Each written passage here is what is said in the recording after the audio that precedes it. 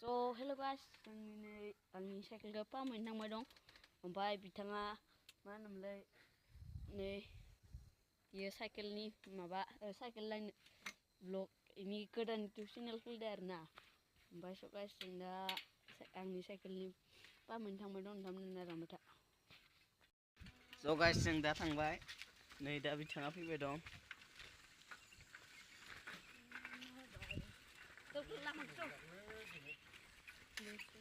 फैबाय दं जोंना साइकेल फाहामसोनो जों गामिनि दखानावनो थांगोन आरो। नै दा लामाया आं ओंखारनांगौ जाबाय, दा हाखराव गोलैसिगौमोन आं। नै दा सिला थांबाय दं, थौबाय थादो होमबा गाइस।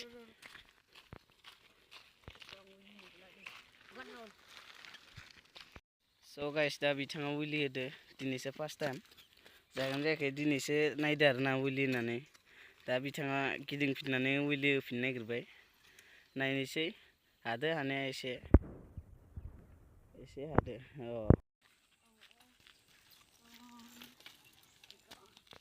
हेल' गाइस जों दा थांबाय दं, मोनहैसिगोन। हाग्रा थांबावनांगौ, बिराद गोजान। एखेबारे दा बिथाङा विलि होदो।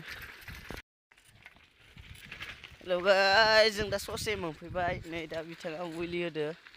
मा होनो आरो जों दा हाग्राबारि मोनफैबाय। बा बिराद हाग्रा, नै बिराद लामाफोरा मोख्राबो थायो आरोना इफोरखै।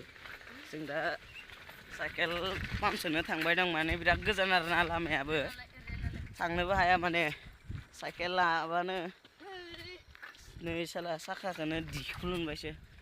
नैया माने